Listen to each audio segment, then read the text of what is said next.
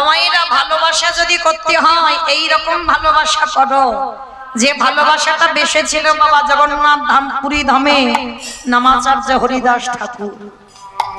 কেমন ভালোবাসা ছিল গো, যারা যারা গেছেন মা জগন্নাথ ধাম পুরী ধাম, এই জগন্নাথ ধামে শুধু তো আমরা ওই সমুদ্রে ঢেউ খেতে যাই, কিন্তু ঢেউ নয়, শুধু যে ঢেউ খাবো তা নয়, জগন্নাথ ধামে আরো আরো জিনিস আছে দেখবা।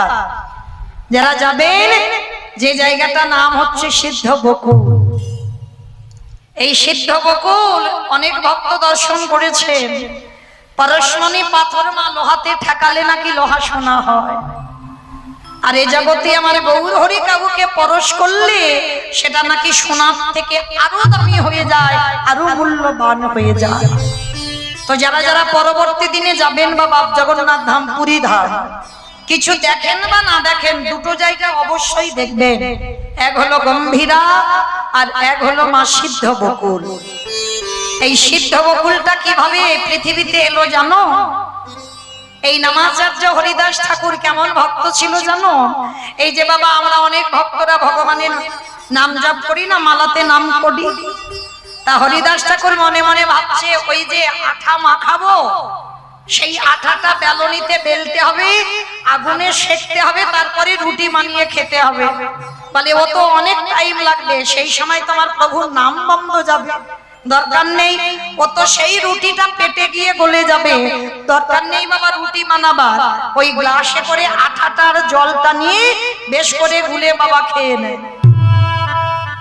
এইরকম ভক্ত ছিল নামাচার্য হরিদাস ঠাকুর। একদিন গৌর হরি মনে মনে ভাবছে বাবা বাবা ভক্ত হরিনাম শোনাবার জন্য ভালো মন্দ খাওয়াটাই ভুলে গেছে, কিন্তু যে আমারে চায় তারে আমি চাই, যে আমারে না চায় তারে আমি না চাই, যে আমারে চাই তারে আমি চাই, আর যে আমারে না চাই তারে আমি না চাই। তবে আমার জন্য তুমি যখন এতটুকু ভেবেছো, তোমার আহারের চিন্তা তোমায় করতে হবে না, তোমার খাবারের ব্যবস্থা আমি করে দেব। কি বাবা গীতায় একটা শ্লোক আছে না, অনন্য চিন্তায়ন্ত মাং যোজন পর্যপশ্যতি তেষ্যানিত্যাভিযুক্তানা জগক্ষেয়ম বহম মহম। ভক্ত যদি সেবা করতে ভুলে যায়, ভক্তের যদি সংসারী অভাব আসে, ভগবান কি করে জানো? সেই ভক্ত কি প্রসাদ পাবে, তার জন্য মাথায় খাবারের বোঝা নিয়ে জগক্ষেয়ম বহম মহম, ভক্তের বোঝা ভগবান মাথায় বয়ে ভক্তের বাড়িতে দিয়ে আসে। তাই বাবুরা হরি বল হরি বল হরি বল। আমরা ডাকতে জানি না, ভালোবাসতে জানি না, তাই তো ভগবান আমাদের খাবার বয়ে খাওয়ায় না। কিন্তু মা যদি ডাকার মতো ডাকা যায়, ভগবান ভক্তের কাছে এসে নিজের হাতে খাইয়ে দিয়ে যায়। এই হরিদাস ঠাকুর সংকল্প নিল যে ওই আঠা গ্লাসে গুলে খেয়ে নেব, দরকার নেই রুটি বানাবার। কেমন ভক্ত দেখেন। আর মহাপ্রভু একদিন এসে দাঁড়িয়ে, এখন যেমন মা পুরীধাম টাউন, কিন্তু তখন তো টাউন ছিল না, তখন চারিদিকে বন জঙ্গলে পরিপূর্ণ। হরিদাস ঠাকুরের সমাধিস্থল এখন গেলে বাবা টাউন, হ্যাঁ স্বর্গদুয়ারের কাছে, কিন্তু তখনকার দিনে টাউন নয়, চারিদিকে বন জঙ্গল। তো হরিদাস ঠাকুর নিশ্চিন্তে হরি নামের মালাতে জপ করে, মানে গায়ে রোদ পড়ছে কি বৃষ্টি পড়ছে সে খেয়ালও নেই, মানে বাহ্যিক জ্ঞান হারিয়ে ফেলে ভগবানের নাম জপ করতে করতে। কি গো মায়েরা আছে জগতে দেখাতে পারবেন এমন একটা ভক্ত? হরি বল। আচ্ছা মা ভক্ত চিনবেন কি করে বলেন তো? ভক্ত চিনবেন কি করে? এই যে গলায় তুলসীর মালা, এইটা দেখলে মনে করবে ভক্ত না? তাহলে কি আমার দাদার সঙ্গে তিলক সেবা করা আছে তার মানে কি আমি ভক্ত? তাও না। তাহলে আমার গেরুয়া বসন আমি শিখা রেখে দিয়েছি, প্রসাদ ভোজি, হাতে নামের মালা, আমি ভক্ত? তাও না। তাহলে ভক্ত চিনব কি করে? মহাজনেদের কথা, আমার কথা নয়, মহাজনগত পন্থা। ভগবান চিনতে গেলে চরণ দর্শন করো, আরে ভক্ত চিনতে গেলে ভক্তের নয়ন যুগ দেখে না, সদাই কৃষ্ণ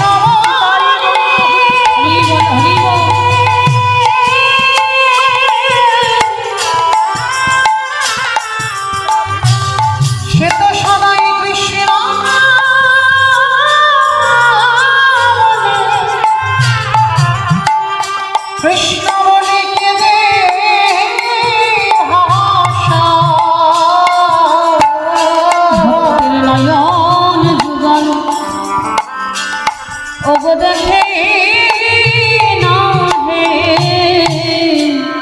তাহলে ভগবান চিনতে গেলে চরণ, আর ভক্ত চিনতে গেলে নয়ন। যে ভক্তের নয়নে একবার কৃষ্ণ নাম উচ্চারণে যারা হৃদয়ে যুগল দোলে ওঠে, মনে রাখবে মা, এ জগতে কিঞ্চিত তুমি ভক্ত হওয়ার যোগ্যতা অর্জন করেছো মাত্র। কারণ বাবা মনে রাখবেন, চারিদিকে হাসি হাসি ঠাট্টা তামাশা করে কীর্তন শোনার শ্রোতা জগতে অনেক আছে, কিন্তু একবার নয়ন জলে বক্ষ যুগল ভাসিয়ে কীর্তন শোনার শ্রোতা জগতে খুব দুর্লভ। তাহলে আজকে এই হরিদাস ঠাকুর কেমন ভক্ত, যা কখন গায়ে রোদ আর কখন গায়ে বৃষ্টি খেয়াল নেই। গৌর হরি আমার প্রতিদিন ওই গম্ভীরা থেকে ওই সিদ্ধ বকুলের কাছে যায়, তখন সিদ্ধ বকুল জন্ম নেয়নি। হরিদাস ঠাকুর নাম জপ করে তো রোদে বসে বসে, আর গৌর হরি গিয়ে ডাকছে হরিদাস ঠাকুরকে, হরিদাস, ও হরিদাস, এসো এসো আমার হৃদয়ে এসো। আমার হৃদয়ে মা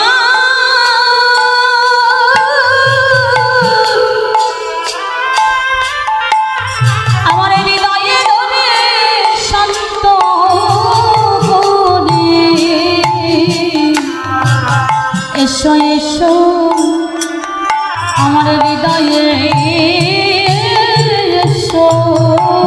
হরিদাস ঠাকুরের কাছে গিয়ে বলছে, ও হরিদাস শোনো, তুমি তো খাওয়া দাওয়া একেবারে মাথায় তুলেছো, গরিব মানুষ অন্নগত প্রাণ, যদি একটু করে সারা দিনে না আহার করে সে বাঁচে না। তো শোনো, তোমার খাবারের চিন্তা তোমার করতে হবে না, আজকে থেকে তোমার খাবারের চিন্তা আমার উপরে ছেড়ে দাও। আমি প্রতিদিন ওই জগন্নাথজিকে দেখতে যাই তো, আর জগন্নাথজির প্রসাদ এনে আমি তোমাকে খাইয়ে যাব, কেমন? হরিদাস ঠাকুর বললেন, ঠিক আছে গৌর হরি, তুমি যখন আমার প্রসাদের দায়িত্বটা নিয়েছো তাহলে আমার চিন্তা নেই। প্রতিদিন হরিদাস ঠাকুরের আর খাবারের চিন্তা করতে হয় না। গৌর হরি আমার সচল জগন্নাথে অচলে জগন্নাথে দেখিতে যা। কি বাবা ঠাকুর, যেই গৌর সেই কৃষ্ণ সেই তো জগন্নাথ। তাহলে তিনজনে যদি একই ব্যক্তি হয় তাহলে গৌর হরি আমার সচল জগন্নাথ প্রত্যেক দিন অচল জগন্নাথ দেখতে যেত, আর ওই যে অচল জগন্নাথ দর্শন করে আর প্রসাদীটা নিয়ে এসে আমার হরিদাস ঠাকুরকে দেয়। আর আজকের কিরকম একটা ঘটনা ঘটেছে দেখো মা, সকালবেলা আমার মহাপ্রভু প্রসাদী আনতে গেছে পুরী ধাম জগন্নাথ মন্দিরে, আর প্রসাদী দিয়েছে কি জানো, ওই জগন্নাথের একটা দাঁত মাজা দাঁতন কাঠি। রাধে, প্রসাদী স্বরূপে দিল কি মহাপ্রভুর হাতে দাঁতন কাঠি। আর ওই দাঁতন কাঠিটা কি গাছের কাঠি জানো, বকুল গাছের কাঠি। মানে জগন্নাথকে সেদিন দাঁত মাজতে দিয়েছে বকুল গাছের কাঠি।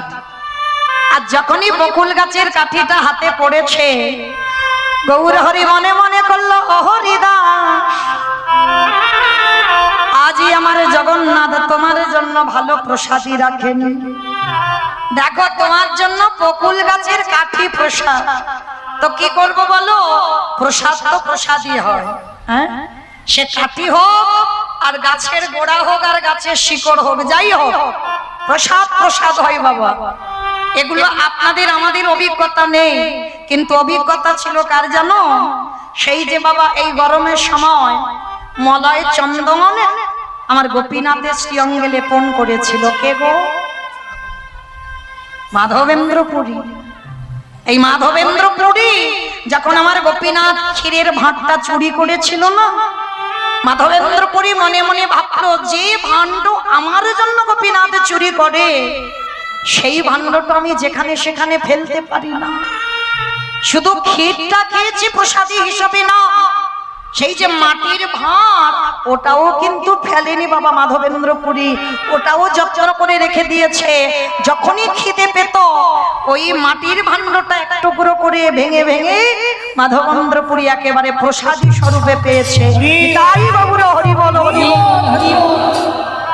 কি বাবা আমরা পারবো? মহাপ্রভু যখন ভোগ লাগানো হয় ওই মালসা তো আমরা যেখানে সেখানে ফেলে দিই, কিন্তু ভক্ত যদি হয় ওই মালসাটুকু মনে করে প্রসাদ, হ্যাঁ ওটাও ফেলে না যেখানে সেখানে, ওটাও সেবা করে প্রসাদী স্বরূপ। তো আজকের গৌর হরি আমার ওই বকুল গাছের কাঠিটা নিয়ে হরিদাসের কাছে গেছে। ও হরিদাস, হরিদাস এই নাও জগন্নাথ তোমার প্রসাদী পাঠিয়েছে। বলে গৌর হরি কি প্রসাদ দিল? যেই না হাতে দিয়েছে না বকুল গাছের কাঠিটা অনেকটা বড় কাঠি। বাবা বাবা, আজকে আমার জগন্নাথ দাঁত মাজার কাঠিটা প্রসাদী স্বরূপে দিয়েছি, ভালো কথা তো, কিন্তু মা অনেকটা বড় কাঠি তো বকুল গাছের কাঠি, সবটা প্রসাদী স্বরূপে পেতে পারে। তো কি করেছে, ওই বকুল গাছের কাঠিটা অর্ধেক করে ভেঙেছে, অর্ধেকটা হরিদাস প্রসাদ পেয়েছে, আর অর্ধেক কাঠিটা মাটিতে পুঁতে রেখেছে, মাটিতে পুঁতে রেখেছে। আর পুঁতে রেখে বাবা যেমন হরি নাম জপ করে, আজও হরিদাস নাম জপ করছে। আর সেদিন এত প্রখর রোদ, মানে এত সূর্যদেবের তেজ, হরিদাস ঠাকুর নাম করছে আর সর্ব অঙ্গ দিয়ে ঘাম ঝরে ঝরে পড়ছে। আরে কি ভগবান থাকতে পারে, একবার ভক্ত যদি কায় মনোবাক্যে ডাকে, আমারে ভগবানে পৃথিবীর যে প্রান্তে থাকুক না কেন, পাগলের মতো ভক্তের দুয়ারে ছুটে আসে।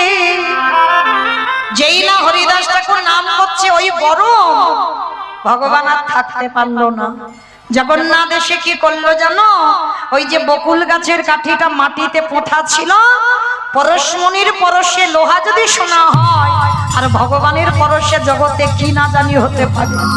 ওই বকুল কাঠিটাকে যেই পরশ করলো, একেবারে তত্তর করে একটা বড় বকুল গাছ হয়ে গেল। মানে চোখের পলক পড়তে পারিনি একটা বকুল গাছ। শুধু বকুল গাছ নয়, ওই বকুল গাছের ডালপালাগুলো হরিদাসকে আচ্ছাদন করে রেখেছে, যেন ভক্তের অঙ্গে কষ্ট না হয়। তা যেই না বকুল গাছের ডালপালাগুলো ছায়া করে রেখেছে, আমার মহাপ্রভু তো জানে গো, সচল জগন্নাথ তো হরিদাস ঠাকুরের কাছে এসে ডাকছে, ও হরিদাস, হরিদাস। যেই না প্রভু আমার ডেকেছে, হরিদাস তাকিয়ে দেখে না বাবা, বিশাল বড় একটা চারদিকে মানে ঝাংড়া হয়ে আছে, মানে একটা বকুল গাছ। গৌর হরি, এত বড় গাছ এখানে কে বসালো? আমি তো এখানে গাছ ছিল না, আমি শূন্য আকাশের তলায় বসেছিলাম, এই গাছ এলো কি করে?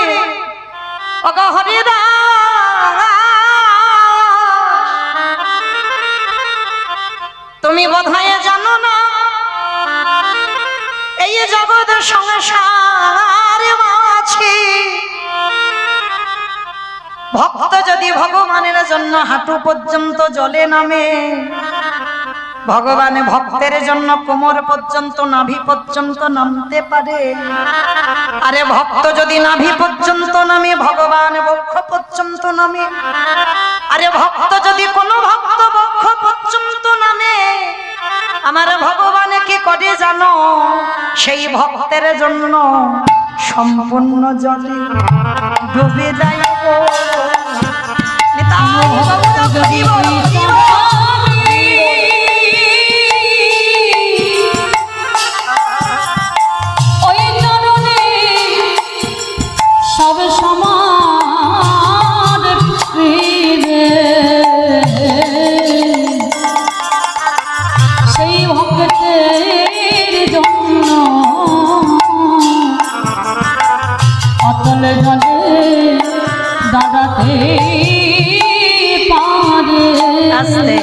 হরিদাস, শোনা, তুমি রোদে বসে বসে নাম জপ করছো তো, আমার জগন্নাথ থাকতে পারেনি, তাই যে বকুল গাছের প্রসাদী কাঠিটা মাটিতে পুঁতে রেখেছো, ওর থেকে একটা বকুল গাছের জন্ম হয়েছে।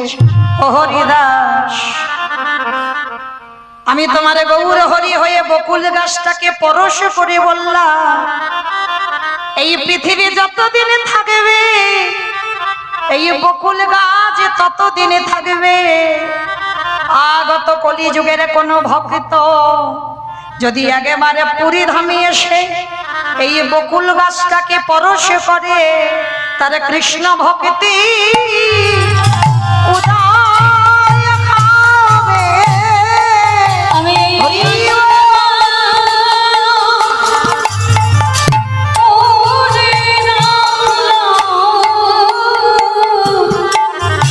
তারে কৃষ্ণ ভক্তি উদয় ভাবে। গৌর হরি আমার জন্য ভগবান এত ভাবে সেই হরিদাস ঠাকুরের যখন যাবার সময় হয়েছিল ও মায়েরা ভালো করে ভেবে দেখেন আমরা ভক্ত ভগবানকে ছেড়ে চলে যাই কিন্তু যদি প্রকৃত ভগবানকে ভালোবাসা হয় না ভগবান জীবনেও ভক্তকে ছেড়ে যায়।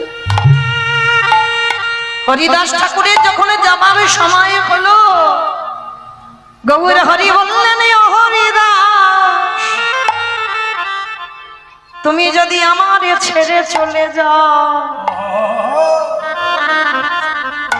সবাই আমার নামে গায়ে বটে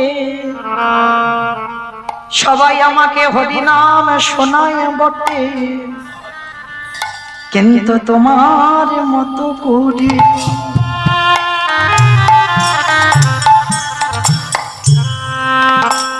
তোমার মতো করে হরি নামে কেউ শোনায় না। এমন প্রেমে দিয়ে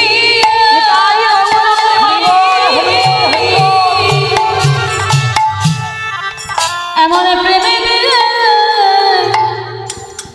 ভালোবাসা দিয়ে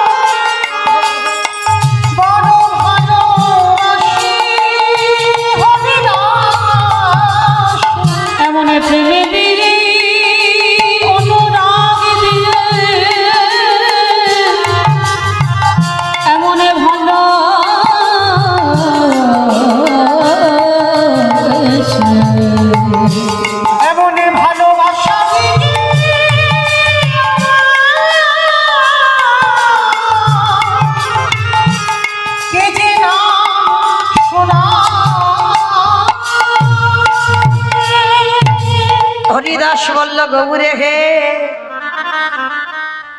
কেউ তো জগতে চিরস্থায়ী নয় তবে তোমার চরণে আমি জানাই লাগলাম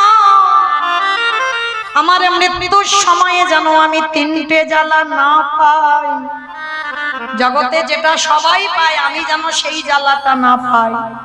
কিরকম জানো প্রভু গো যেদিন আমার নিদানের সময় হবে নয়নে হেরেব তোমার ও চাঁদ বয়া ও চাঁদ বয়া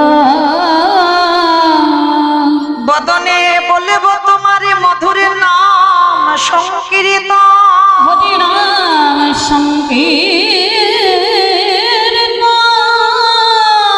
ওগর হৃদয়ে ধরব তোমার ওরা চাঁদ হৃদয়ে গৌর হরি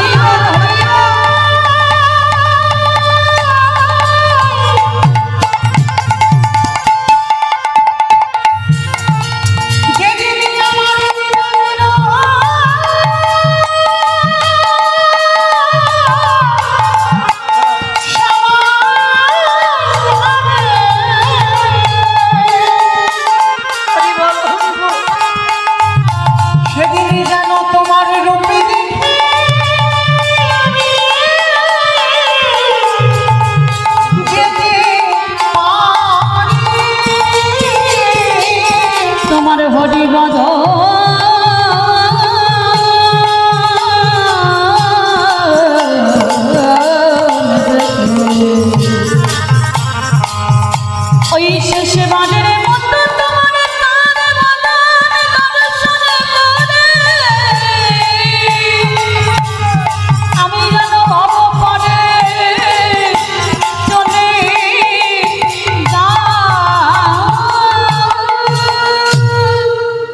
আজ গৌর হরি হরিদাসকে হৃদয়ে নিয়ে আজ দুজন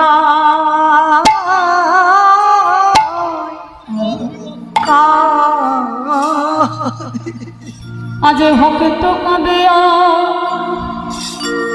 ভগবান কাঁদে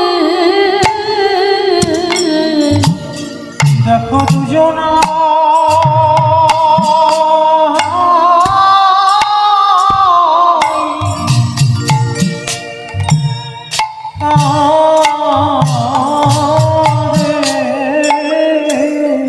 ওগো পিতা কাঁদিয়া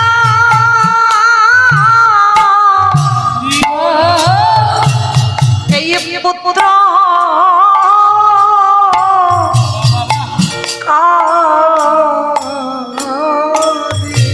দেখো দুজনা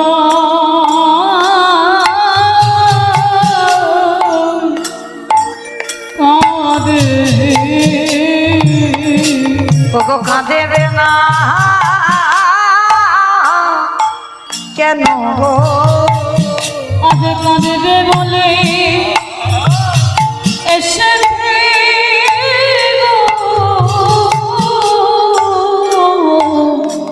দেখো দেখো কাঁদবে না মা কেন গো আজ গৌর হরি বলছেন হরিদাস তুমি যদি আমার ছেড়ে চলে যাও বলো বলো তোমার মতো করে কে আমার কৃষ্ণ নাম শোনাইবে গৌর হরি আমি যদি আগে না যাই তুমি আবার যে দ্বিতীয় বলে বলে আসবে তোমার মাটিটাকে পরিষ্কার করে দেবে আমায় বিদায় দিয়ে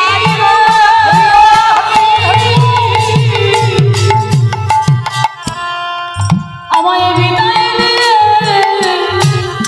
দাও না প্রভু তোমার মাটিটাকে কে পরিষ্কার করবে সেই হরিদাস ঠাকুরের মৃত্যুর পর গৌর হরি আমার নিজে হাতে করে নিয়েছে হ্যাঁ আর পুরী ধামে গিয়ে দেখবেন হরিদাস ঠাকুরের সমাধি শুধু নিজের হাতে নয় মহাপ্রভুর অঙ্গে ছিল একটা কম্বল শেষের দিনে গৌর হরি আমার ওই কম্বলখানা হরিদাসের অঙ্গে দিয়ে বলল হরিদাস আজ তোমাকে দেবার মতো আমার কাছে কিছু নাই এই কম্বলটুকু তোমার অঙ্গে দিয়ে দিলাম তাহলে ভালো করে ভেবে দেখেন ভালো যদি বাঁচতে হয় এই রকম ভালোবাসো শেষের দিনে ভক্ত চলে যাচ্ছে ভগবানকে ফেলে কিন্তু এমন ভালোবেসেছে না ভগবান ভক্তকে ছাড়তে চাইছে তাহলে আজকের প্রত্যেকের মনে রাখতে হবে বাবা ভগবান নিজে সমাজকে শিক্ষা দিয়েছে আচরণ করে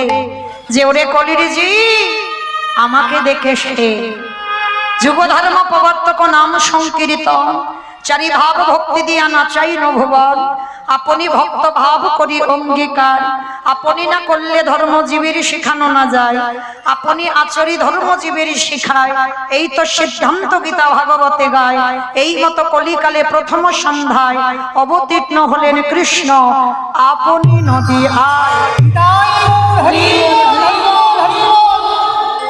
তাহলে ভগবান আচরণ করে শিক্ষা দিয়েছে মা কিন্তু আমরা কলির মানুষ আমরা সেই ভগবানের আচার আমরা এগুলো নিয়ম মানি না মা ভগবান প্রতিদিন হরিনাম করতে যেত মাকে প্রণাম করে যেত আবার হরিনাম করে ফিরেও মাকে প্রণাম করত কি বাবা ঠাকুর আপনারা আমরা সবাই জানি কোথাও যেতে গেলে প্রণাম করতে হয় বাবা মা বা গুরুজনদের কিন্তু শুধু যেতে গেলে না মহাপ্রভু সিদ্ধান্ত দিয়েছে বাবা শিক্ষা দিয়েছে শুধু যেতে প্রণাম না আত্মীয় বাড়ি থেকে ফিরেও প্রণাম করতে হয় প্রভু আমার হরি নামে যাই প্রণাম করে যায় আবার সারাদিন হরি নাম করে ফিরে এসে মাকে প্রণাম কে গো মাইরা ছোট ছোট ছেলে পুলেদের প্রণাম প্রণাম শেখাচ্ছে তো?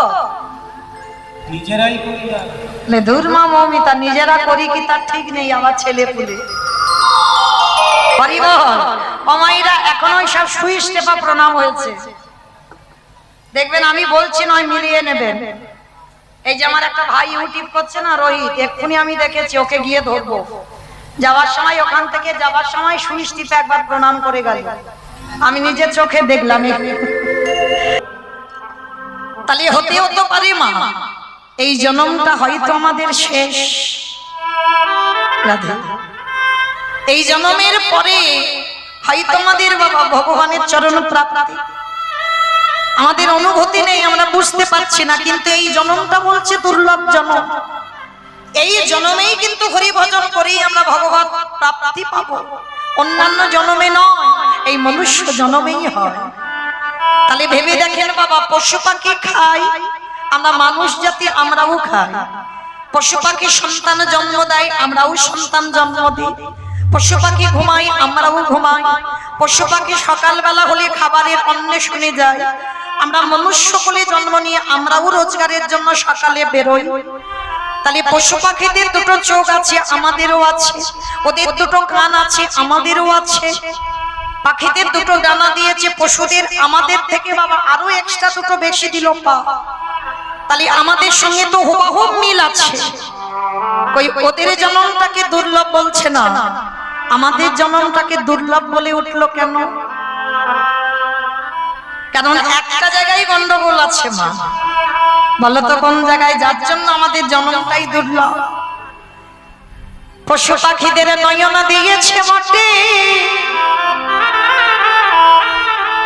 ওই ভগবানের রূপ দেখাবার জন্য। পশু পাখিদের বদনে দিয়েছে বটে, শুধুমাত্র সেবা করবার জন্য। পাখিরা কিচিরি মিচিরি রবে পড়ি ডাকে, পশুরা হাম্মা হাম্মা রবে ডাকে। কিন্তু মা আমাদেরও বদন দিয়েছে, ওদেরও বদন দিয়েছে। তাহলে ওদের নয়ন দিয়ে দেখতে পায়, কিন্তু বদনে একেবারের জন্য হরি কথা, হরি কথা বলিতে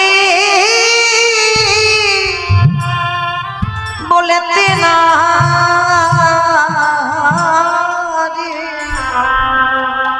তারা চরণে পেল তাই রঘুরা প্রেমানন্দে হরি বল।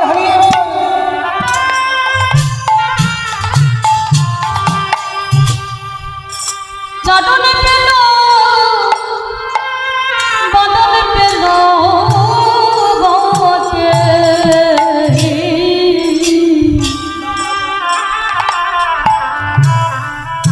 কিন্তু একেবারে বদন ভরে তারা হরি নাম বদনে বলতে পারে না, পশু পাখি। হরি বলতে নারী গৌরে হরি বললেন কলির জ্ঞান ভজি, এই মনুষ্য জন্ম দুর্লভ কেন জানো? এই জন্মেতে আমরা যে বদন যুগল পেলাম, ওই বদনেতে আমরা সবাই হরি নাম গাইতে পারি, হা কৃষ্ণ প্রাণ গৌরী বলে ডাকতে পারি। কিন্তু তথাপি বাবা আমরা বলতে পারি, কিন্তু হেলায় জন হেলায় জন্ম ঘুমাইলা, একেবারে হব হরি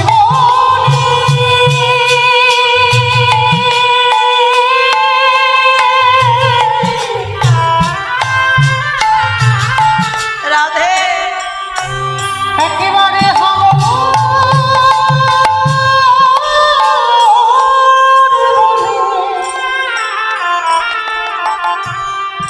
আমরা কাঁদিলাম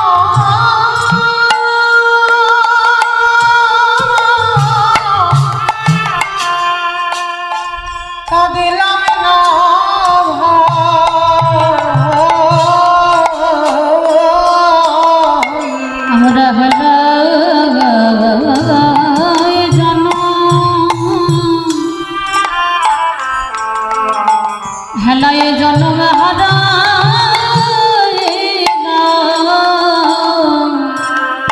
আমরা সবাই চোখে থাকতে সবাই অন্ত হলো, একেবারে হলি বলে কাঁদলাম না রে। আমরা সবাই মায়ার বাঁধনে বন্দী হলো, শুধু আমার করে রাখলাম এ দয়াময় তোমার ওই চরণেতে আমি জানাই রাখলাম। বলে আমার মতো আর কেউ নাই হে। এ দয়াল আমি অধগা বলে তুমি জানো পায়ে ঠেলো না, তুমি তো কত পতি হারিলে। হে দয়াময় আমার মতো পাপী আরে কে খোনা, তুমি তো পতি পাবন নাম ধরেছ। হে দয়াময় আমি তোমার ঘাটে এসে দাঁড়াই রইলাম। একেবারে মনে মনে হে দয়াল হরি। দয়াল তুমি বিনে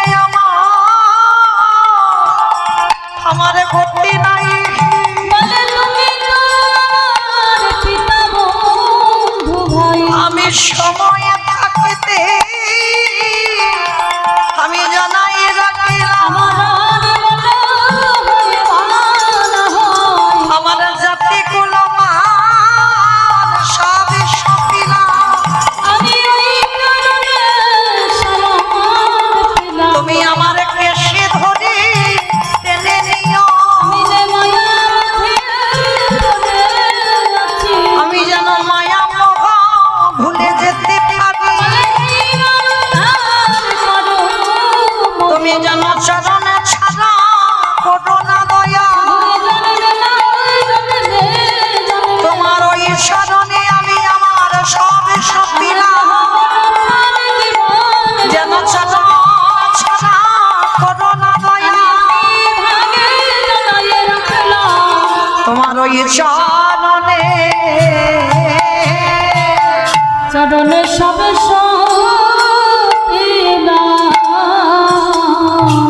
ও মাইরা, আমার ভগবান হচ্ছে একটু ভালোবাসার কাঙাল গো। ভগবান ভালোবাসা ছাড়া যে ভালোবাসে, ভালোবাসা মানে এটা নয় ভক্তকে বলেন আমায় শ্বেত পাথরের মন্দির গড়ে দে, ভক্তকে বলেন আমায় রজনীগন্ধার মালা দিয়ে সাজিয়ে দে, ভক্তকে বলে না যে আমায় দামি দামি রজনীগন্ধার মালা দিয়ে সাজা। ভগবানের একটা চাহিদা আছে, সেটা কি জানো? ওরে কলির জ্ঞানন্দ যে তোদের চরণে আমার একটাই নিবেদন, সারা দিনের মধ্যে যদি একজন ভক্ত আমার চরণে তলে বসে, যদি নয়ন জলে বক্ষ যুগলে ভাষায় যদি বলতে পারে কৃষ্ণ তোমার হলাম বলে, ভগবান বলে পৃথিবীর যেখানে থাকি না কেন আমি যে ভক্তির দ্বারে ছুটে আসি, যে জনে কালাম তাই গৌর করিব করিব হরিব হরিব যে জনে কালাম